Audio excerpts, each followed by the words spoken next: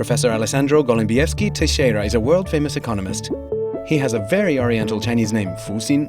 He is a professor at the School of Public Policy and Management of Tsinghua University and a professor at Tsinghua Schwarzman College. He has rich experience in politics, having served as the Minister of Tourism and the Special Economic Advisor to the President of Brazil. In 2008, Teixeira was named Latin American Person of the Year by the Financial Times. He won Brazil's highest honor, the Command of Rio Branco, in 2008 and 2014. Today, join us at Tsinghua University as we meet with this full-time professor who has lived in China for 4 years. What does he think of China's development? What are his expectations for China-Brazil cooperation?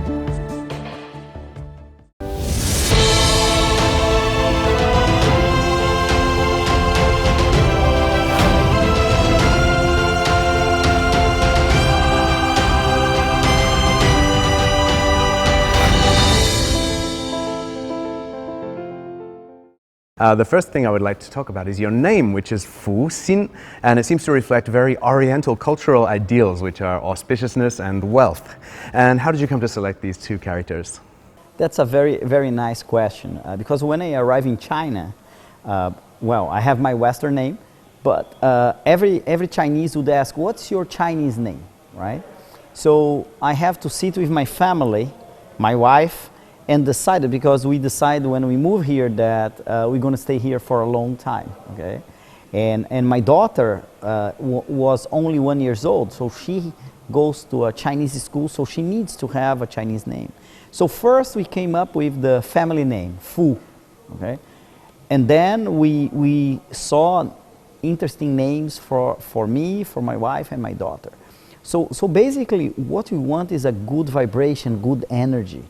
Positive, something really positive, and that's the nice thing about the Chinese culture, because you can choose names that have meanings. So in some Western culture like us, we have names that doesn't have a meaning itself.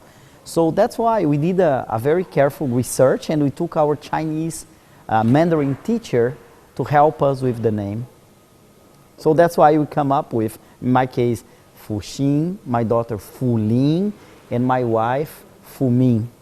Oh, that's a really nice set of names. I love Yes. it. Recently, since the beginning of 2020, vaccines and economic recovery have become central pillars of the global effort that continues against COVID-19. And so aside from her own domestic anti-epidemic measures, China is providing vaccines to numerous other countries, including to Brazil, whose main source of vaccines is currently China. As an unbiased witness to the steps taken in China against the pandemic, how would you rate the performance of the government of China regarding disease control and economic recovery? And what elements of China's experience do you think can be applied in those other countries and regions that are still severely affected? I think when you look the crisis, the pandemic crisis, one of the things that you can see, and if you want to give a number to China, is going to be 10. Okay? Because with the size of population and the way China controlled the pandemic in the country, it's outstanding performance. Countries that normally, traditional, would do a good performance, like United States, or even the largest country in Latin America, like Mexico and Brazil, they did horrible. Okay, you see the numbers in the United States, you see the numbers in Brazil up to now, and there's disaster. So the first conclusion that we don't know how to manage crisis and disaster, that's clear, okay? And on the other hand, China did a great job, but did a great job because it took very serious, first testing, that's very important, first testing. So you see tests everywhere. Other countries like United States, even in Europe, even in Brazil, there is no test available. Some people they test, others they don't test. So how do you measure? How do you know how fast it's going to spread? So you don't know. Okay, so you cannot have control. So China did a very good job in controlling. So that's the first thing. Second, was very serious in put all the research, and that's very important, all the research, resources, people, money, to come up very fast with vaccines. And already we have at least 4 different vaccines already being prepared in China. 2 of those are well known around the world. The Sinovac and Sinopharm, okay? One are being using very much inside China, okay? With more, I think the numbers is more than 400 million people vaccinated in more than 1 month. The number of doses. So the control is very important, the vaccination is very important, the research is very important, and most important, like me, foreigner, I was out of China when the pandemic happened. I was in Portugal, and then to come back, they put me almost 1 month in quarantine, and I think was very positive. Although it's very tough for a person to be in quarantine for almost a month, especially my wife and my kid, but it's very serious. You know, I arrived, I went to quarantine in Shanghai, 2 weeks in Shanghai, then I came to Beijing, more a week quarantine at home, so almost 3 weeks, and then more 1 week in quarantine in Shenzhen. So that's very important to me, because that shows how leadership is being applicable to a disaster case, and that's why I rate China 10. Of course, we can understand that the quarantine is very important, but how did you feel during that time? Quarantine, it's a very tough time because you are almost arrested in a small hotel room. But I think if you have an understanding, that's what I was talking to my wife. I said, this is important because when you're out, you know that you went through the quarantine, you are not contaminating anybody else. And this is the important thing, the sense of the China society and civilization means that the collective is more important than the individual. And when I compare to my country right now, unfortunately, leadership of my country is very weak because they believe that the individual needs to overcome the collective.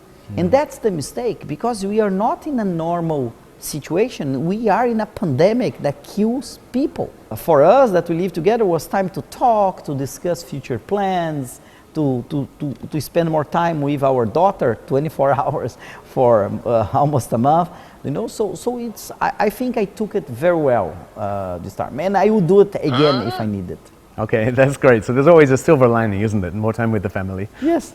Okay, so as we know, China is a very important partner in Brazil's fight against COVID-19, exporting 100 million doses of the vaccine to Brazil. And unfortunately, President Bolsonaro recently made comments politicizing the pandemic and stigmatizing China, which was seen as an attack on an old friend. Do you know the reason why the president made this about face?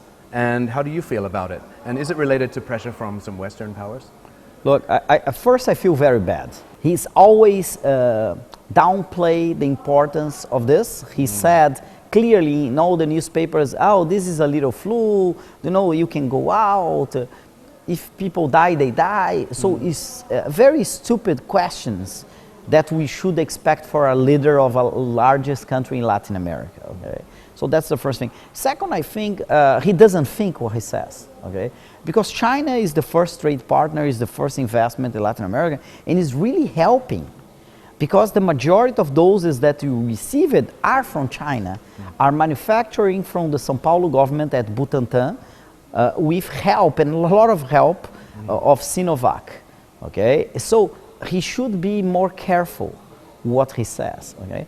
And third, I think there is not a pressure from Western countries about this issue. I think it's his personal issue, okay? And his lack of good ability, and I would say at least politeness, to treat a partner that is helping you. So that's the situation. And of course, this is affecting the relation between Brazil and China, and more is affecting the people of Brazil.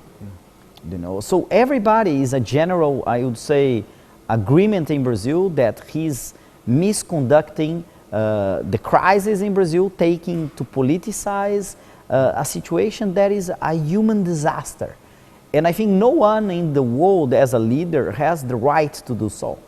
He was elected to help Brazil and to help Brazilian people, and he's doing directly the opposite, in my opinion. So in your opinion, the Brazilian people don't support this position of his? Some part of the Brazilian people support because they have the same view of him. Some people think, okay, I don't need to use masks. This thing of staying home is taking my individual rights, you know. You always have support in one, but the majority of Brazilian population, they are scared, okay, because the pandemic, if he act, in my opinion, if he act earlier, probably Brazil would be out already with the economy working. But because he goes against science, he goes against what's happening in the world, so Brazil is taking more time to recover economically. And basically that's the main problem. Yeah, it's really a shame, isn't it? It's very a shame.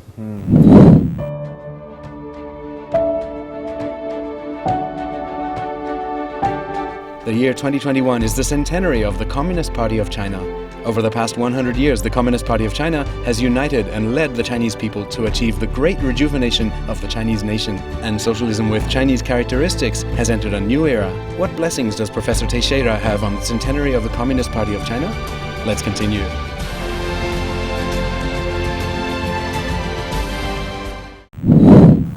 The year 2021 is very significant for China, being the centenary of the founding of the Communist Party of China and the beginning of a new stage in the battle to eradicate poverty and build a moderately prosperous society. So could you discuss your views on the CPC and its 100 years? And do you have a message of congratulations or best wishes you'd like to share? And what do you hope to see in China's future? As you said, it's a beautiful story. When the Communist Party was founded in 1921, in Shanghai. So everybody that likes politics or studies likes to see the evolution of the party. And that's very important. Why? Because the party, different than many parties in the world, achieve modernization. They evolve with the China challenges. So in my opinion, the party has been doing a great job in different levels and in different areas. And I believe that this is important for China because with the strong leadership of the Communist Party in China, China achieved development. China today is not just a country that has economic growth, but has development, okay? And has created different paradigms. For example, the socialism with Chinese characteristics, it's the exclusive model of China. It has absorbed the Chinese characteristics.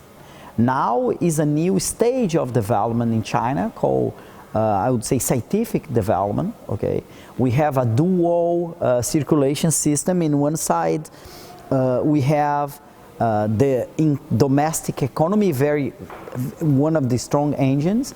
The other side, you have the exports.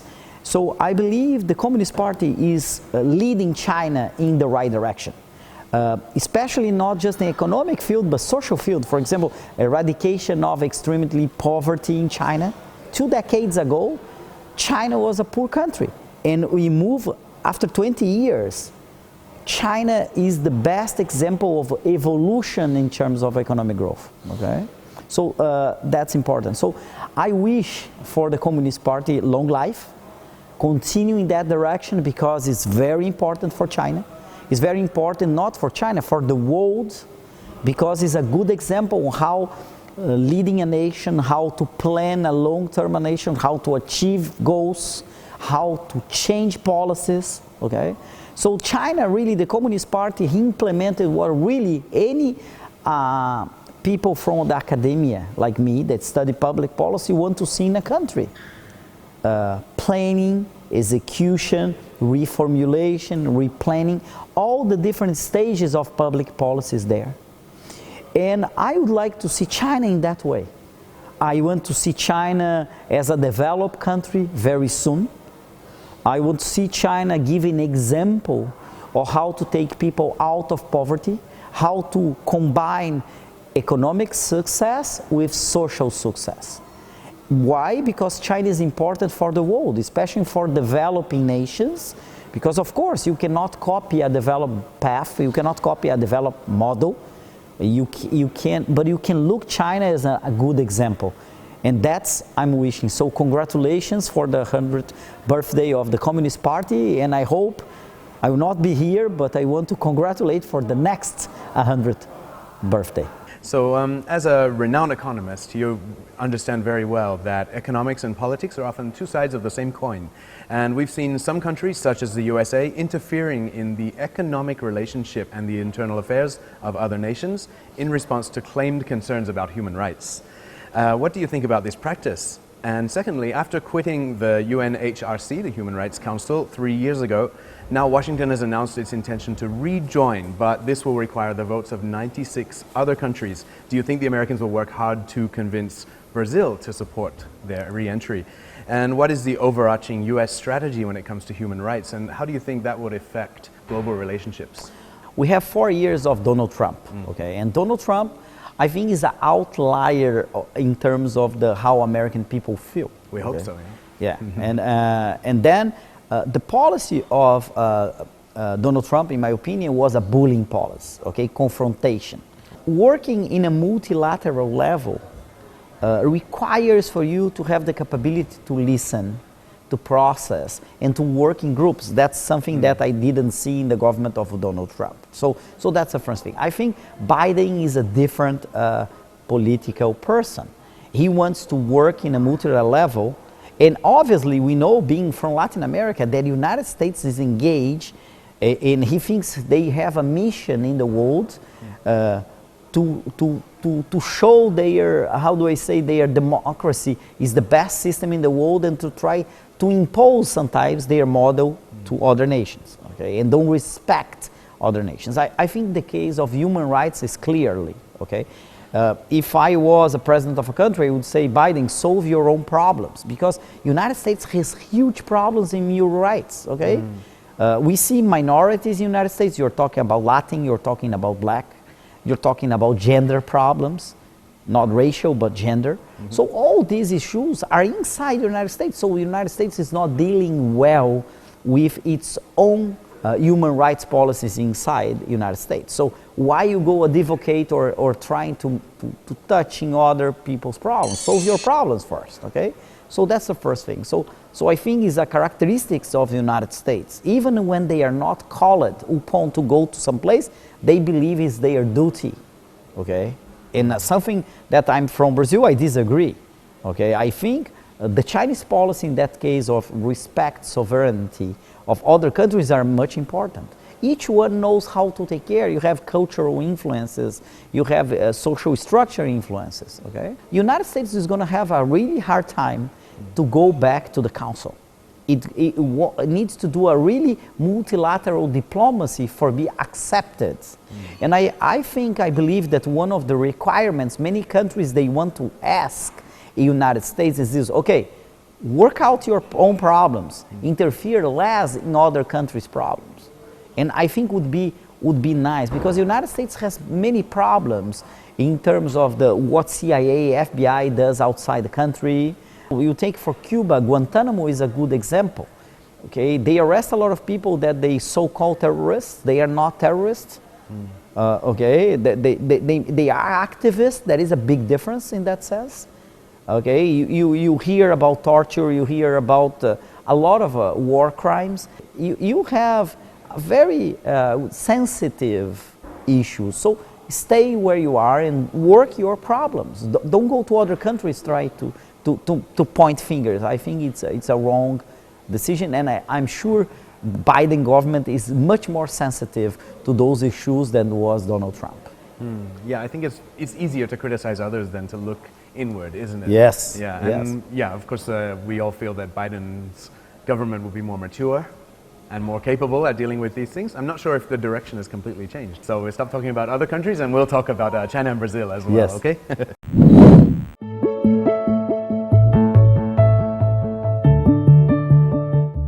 China is Brazil's largest trading partner, and more Chinese enterprises are investing in Brazil. What is the premise of closer cooperation between China and Brazil in the future?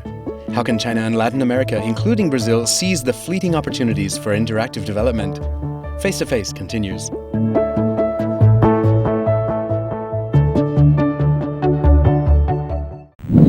China and Brazil have a lot in common, of course. Both are BRICS members. They're both emerging markets with considerable populations, and the two are also mutually beneficial, with plentiful exchanges between the respective governments and between the people. China is Brazil's largest trading partner, with great demand in China for Brazilian agricultural products and iron ore, and more Chinese businesses are choosing to invest here in Brazil.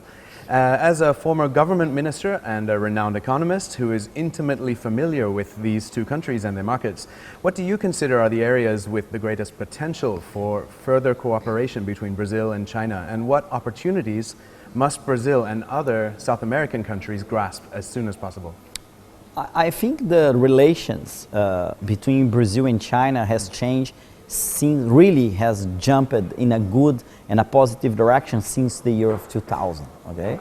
Traditionally, China was the third partner of Brazil until it was United States, Latin American countries, and then China, and sometimes European China. But after 2000, China really, I would say, worked very hard to be one of the first trade partners in Brazil, and it is right now. Okay, after 20 years, 2 decades, is the first FDI, foreign direct investor in Brazil as well, in many strategical areas like energy, infrastructure, very important.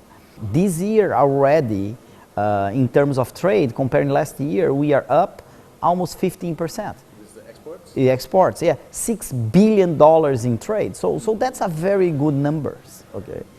Most important is that we need to evolve besides only trade and investment. I think there is a lot of I would say ground to cover in terms of tourism. China is the first country to send tourists out of China. After the pandemic, I think, and I believe, since I was the Minister of Trade for a while, I believe that we had to have a special plan for Chinese to visit Brazil, okay, and show different things, because Brazil is complementary to China in many aspects. And I think there is an area that we need to foster is the exchange of technology, university, and science technology cooperation. We are not very strong on this, and I think, answer your question, what Latin American countries can take from that, I think, is to have a better participation in Belt and Road Initiative, okay? Not just covering infrastructure projects, but basically science technology parks, and attract more Chinese in terms of investment in innovation and technology. I think that's where Chinese are willing to go. That's fascinating. So, of course, Belt and Road is a very broad-ranging initiative. It could include all kinds of investment opportunities.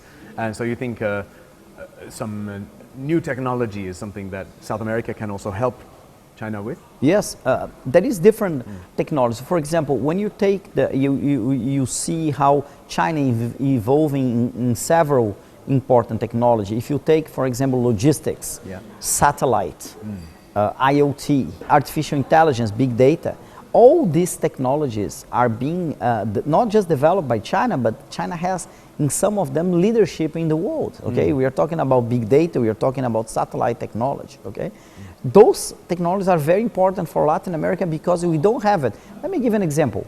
Latin America is one of the powerhouses in producing of agriculture. Satellite technology in low orbit satellite can help to improve and to control the performance and the productivity of agriculture in Latin America. Okay, so how we combine this? How we transfer technology that will at the end benefit China? Why? Because if you have a better and more productive in terms of agriculture, this goes back to the Chinese consumers in terms of quantities, qualities, and price. The same in logistics, okay? If you invest, and that's what Chinese have been doing, if you invest in infrastructure in Latin America, obviously the cost of logistics is going to go down, and the price of the products that China buys go down. So it's a win-win situation. Okay, sounds very promising indeed. And you mentioned already tourism as an area for future further cooperation. So even though the international movement of people right now is largely restricted, the trend towards greater integration between countries and peoples remains. And Brazil is a very important market for Chinese and also world tourism. So if in the future I'm going to visit Brazil for a holiday, what sites or what cultural experiences do you think I really have to go and enjoy? Let me talk just a step back. Although we are in pandemic, people cannot go from one place to another. The Brazilian government and the governments around the world can promote Brazil because you are at home.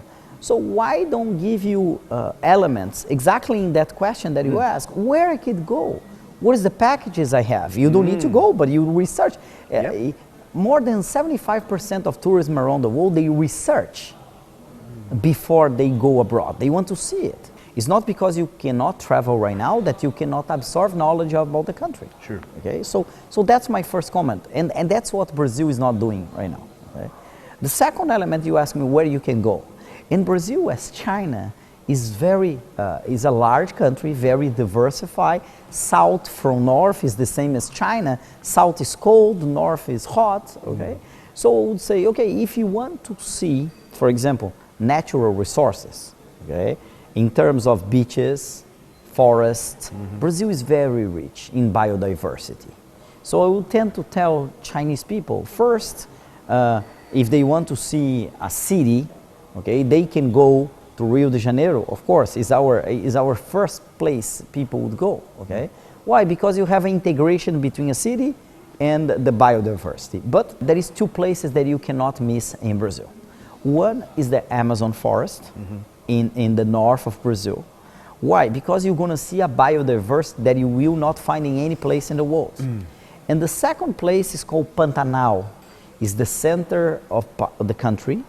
It's a different biodiversity with tropical forests and with a wildlife that is amazing. And the third place I would recommend, not in this order of course, but would be the northeast of Brazil that has one of the most, I would say, coastlines, most beautiful coastlines in the world.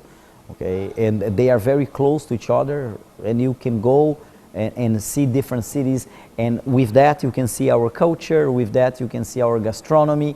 So I think in those three locations, the northeast with the beaches scenery, the north with the Amazon forest, and the center of Brazil with the tropical forest, you can see all. And obviously when you are in the center of Brazil, you can stop in Brasilia. That is architecture, world-renowned city, was a planned city. So it's really beautiful, and you can see how the capital of Brazil is built and how it works. Okay. I noticed you didn't mention your own home. No, is it because you're too familiar? No, I didn't mention my own home because it's too large. And if you, like China, if you want to visit China, you need at least 3-4 months. Yeah. So giving options for people would say, go to those places, because I think it would be a different experience than China. That's great, thank you. And finally, we would like to invite you to offer a greeting in Chinese, because I know you speak some Chinese, to the global Chinese community who are right behind this camera. 大家好，我是复兴老师，祝大家福寿安康。